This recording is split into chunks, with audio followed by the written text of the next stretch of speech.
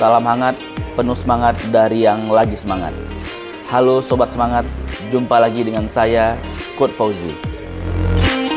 Sebelumnya saya sudah membahas tentang proses grup dan knowledge area di project management. Pada kesempatan kali ini saya akan membahas tentang proses-proses yang ada di project management. Buat sobat yang belum menonton tentang proses grup dan knowledge area, boleh nonton di video saya sebelumnya.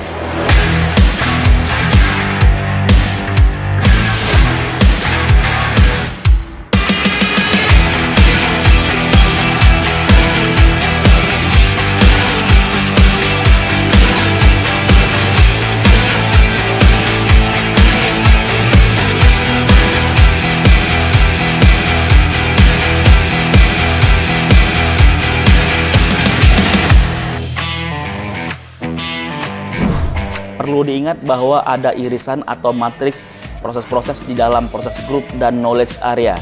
Berikut adalah 49 proses yang ada di PMBOK 6.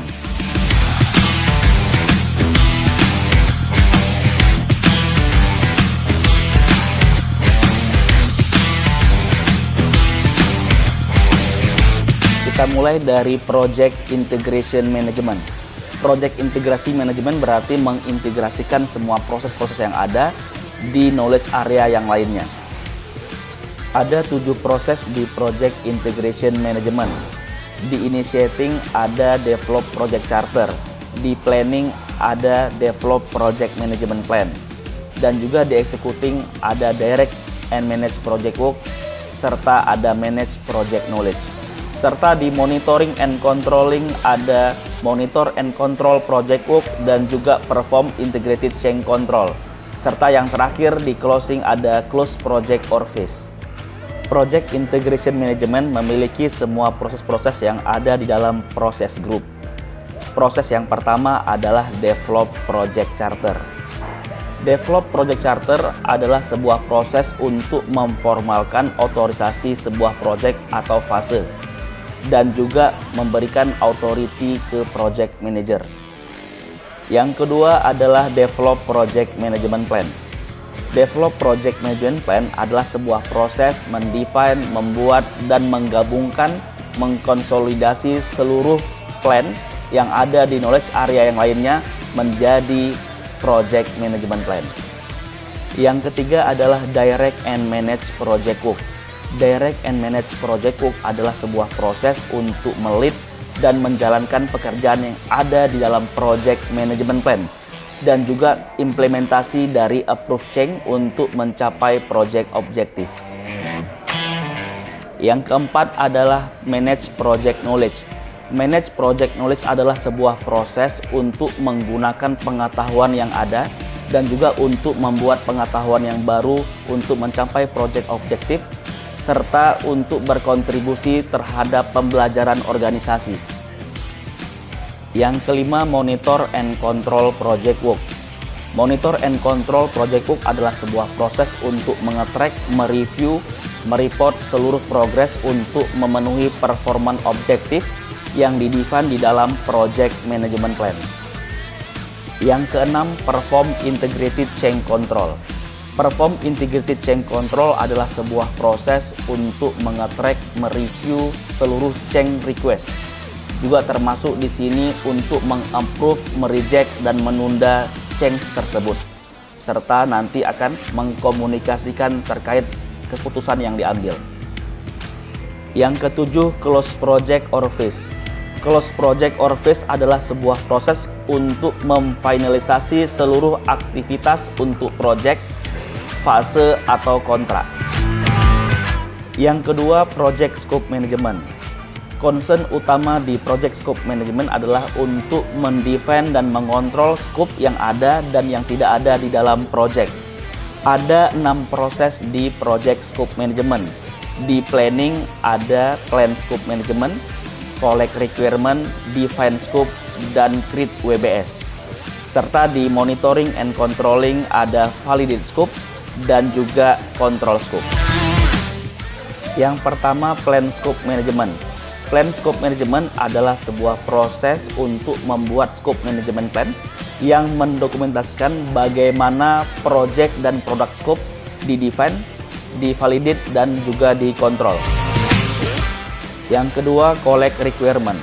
Collect requirement adalah sebuah proses untuk menentukan, mendokumentasi, dan juga mengelola kebutuhan dan requirement stakeholder untuk memenuhi project objektif.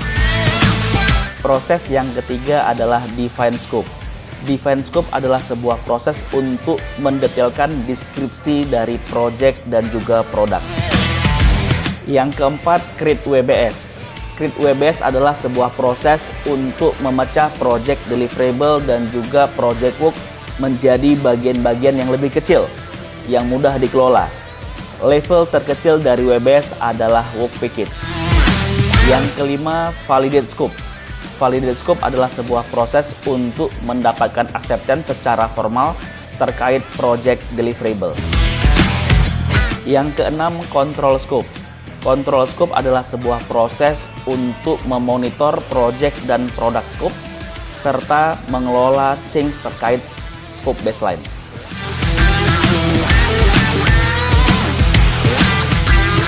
Knowledge area yang ketiga, project schedule management. Ada 6 proses di project schedule management, 5 di planning dan 1 di monitoring and controlling. Di planning ada plan schedule management, define activities, sequence activities, estimate activity duration, dan develop schedule. Di monitoring and controlling ada control schedule. Yang pertama, plan schedule management. Plan schedule management adalah sebuah proses untuk menetapkan policy, prosedur, dan dokumentasi untuk perencanaan, pengelolaan, eksekusi, dan juga kontrol dari project schedule. Yang kedua, define activities. Define activities adalah sebuah proses untuk membuat spesifik aksi untuk menghasilkan project deliverable. Yang ketiga, sequence activities. Sequence activities adalah sebuah proses untuk mengidentifikasi dan mendokumentasi aktivitas di dalam project. Yang keempat, estimate activity duration. Estimate activity duration adalah sebuah proses untuk mengestimasi durasi yang dibutuhkan untuk menyelesaikan aktivitas dengan resource yang telah diestimasi. Yang kelima, develop schedule.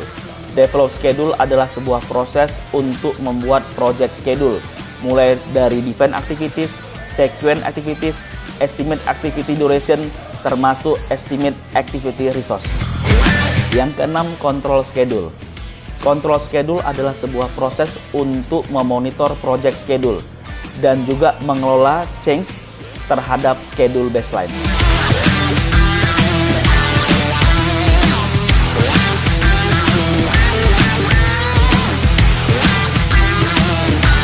Yang keempat, knowledge area project cost management. Ada 4 proses di project cost management. Ada 3 di planning dan ada 1 proses di monitoring and controlling. Di planning ada plan cost management, estimate cost, dan juga determine budget. Serta di monitoring and controlling ada control cost. Proses yang pertama di project cost management adalah plan cost management.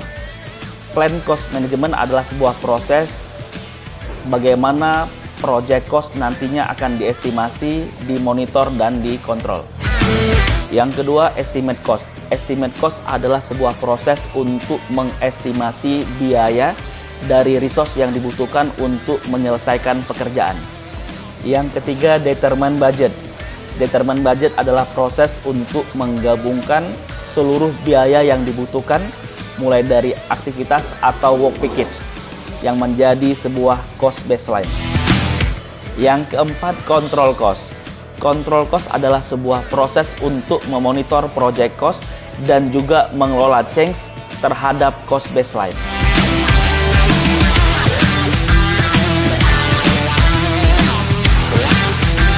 Knowledge area yang kelima adalah project quality management.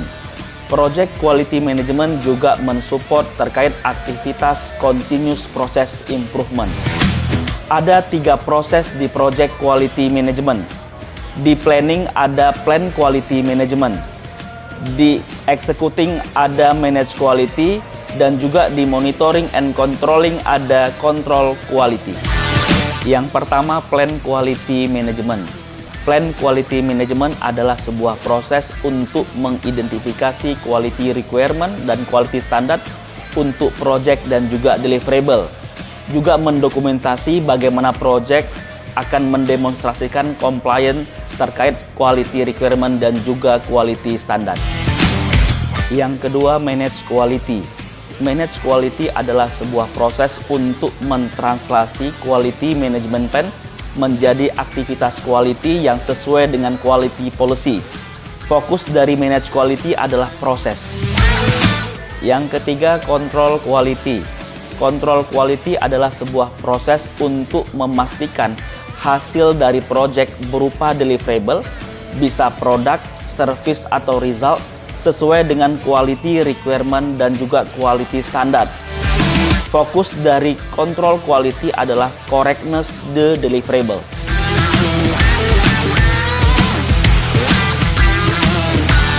Knowledge area yang keenam adalah project resource management.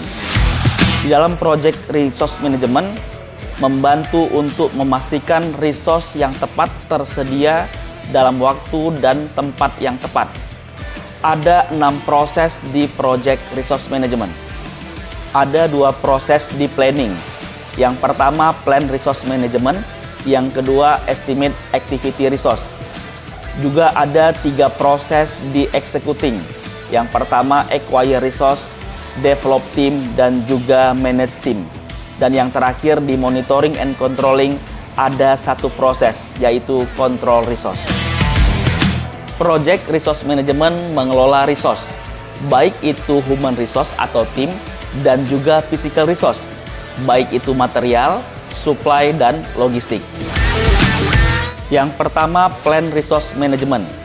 Plan resource management adalah sebuah proses bagaimana mengestimasi, juga mengakuisisi atau mendapatkan, dan juga mengelola baik itu physical resource dan juga tim. Yang kedua, estimate activity resource. Estimate activity resource adalah sebuah proses untuk mengestimasi tim kita dan juga tipe dan kuantitas dari material, supply, dan logistik yang dibutuhkan project untuk menyelesaikan pekerjaan di dalam project.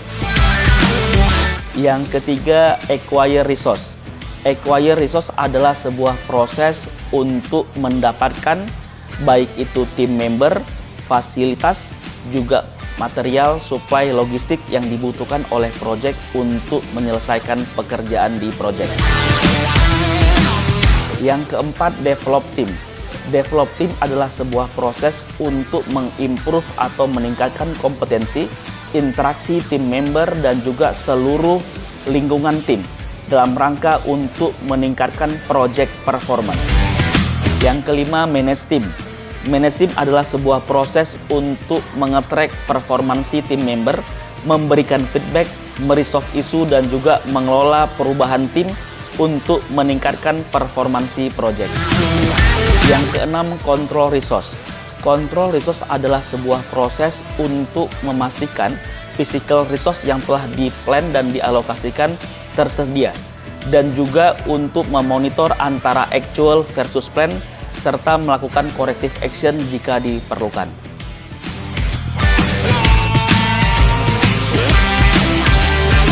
Knowledge area yang ketujuh adalah Project Communication Management. Project Communication Management terdiri dari 2 bagian. Bagian yang pertama adalah mendevelop strategi untuk efektif komunikasi dengan stakeholder. Sementara bagian yang kedua adalah mengimplementasikan dari strategi yang telah dibuat. Project Communication Management terdiri dari 3 proses.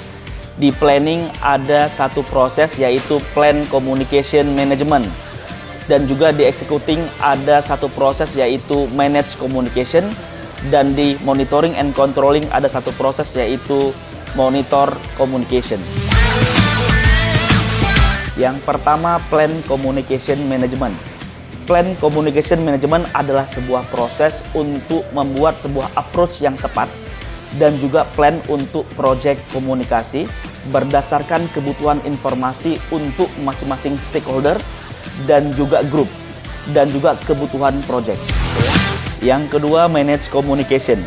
Manage communication adalah sebuah proses mulai dari pembuatan, pengumpulan, distribusi, monitor, project informasi. Yang ketiga, monitor communication. Monitor communication adalah sebuah proses untuk memastikan kebutuhan informasi di dalam project dan stakeholder dapat dipenuhi.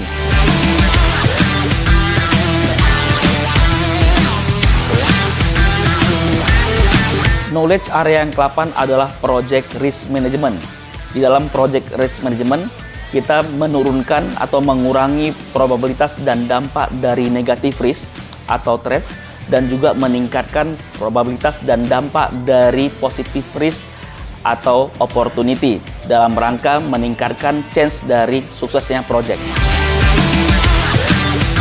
Ada 7 proses di project risk management. Ada 5 proses di planning, yaitu plan risk management. Yang kedua, identify risk. Yang ketiga ada perform qualitative risk analysis, dan yang keempat ada perform quantitative risk analysis, dan yang kelima ada plan risk response.